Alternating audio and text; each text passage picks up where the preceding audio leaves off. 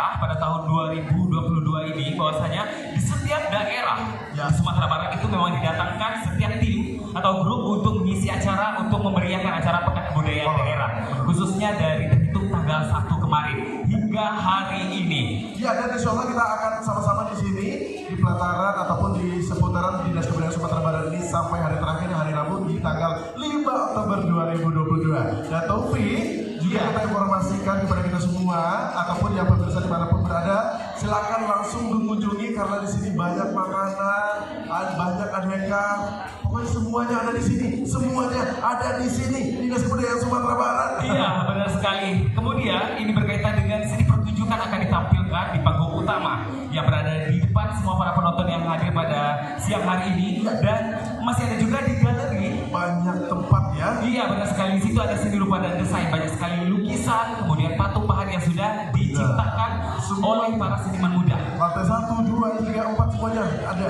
Dan juga kami ucapkan selamat datang yang terhormat kepada Kepala Dinas Kebudayaan Provinsi Sumatera Barat Bapak Syafullah, dan juga Kepala UPTD Taman Kebudayaan Sumatera Barat ataupun jajaran, dan juga kami ucapkan juga selamat datang kepada Aku Wali Ulama Didier Mama Cadia Pandai Bundukan Dong Limpapi Dumanan Gadang Sumar Anjul Dalam Legori dan seluruh kita. Dan juga kita informasikan Taufik, karena sesaat lagi dia akan tampil 2 daerah. Yang pertama akan tampil nanti dari Kabupaten 50 Kota, Ayahnya Jania Ikan Cina Saya Landai, ada Buayo Gadang mau ikannya.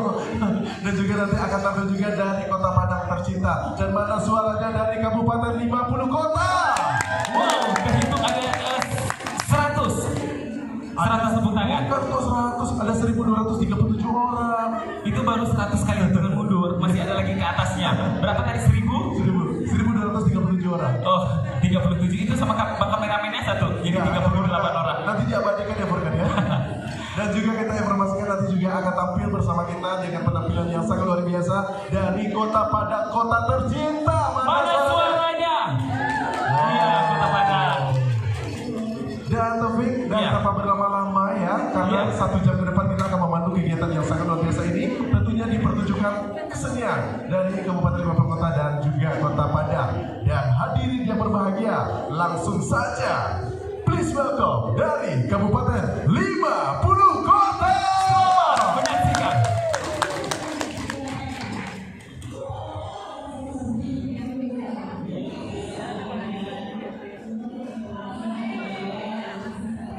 Sanggar Seni Sumbarang Anjuang dan Tinggi, Nagari Bukit Sikumba, Kecamatan Laleh Sagohalaba, Kabupaten 50 Kota.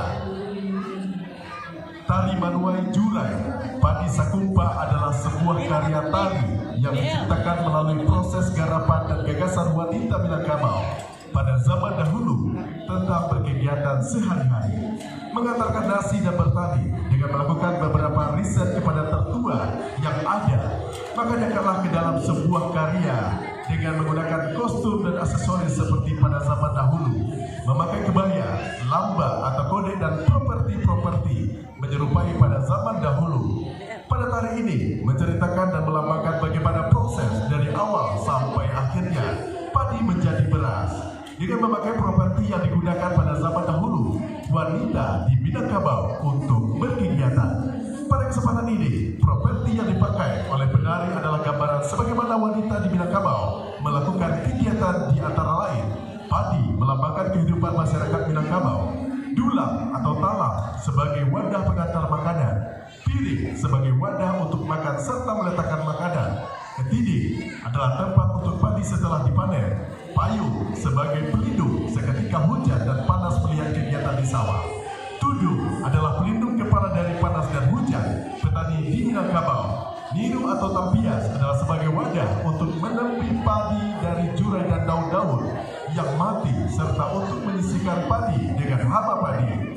Alu adalah alat yang digunakan untuk menumbuk padi agar terpisah dari batang dan alat untuk menumbuk padi menjadi beras.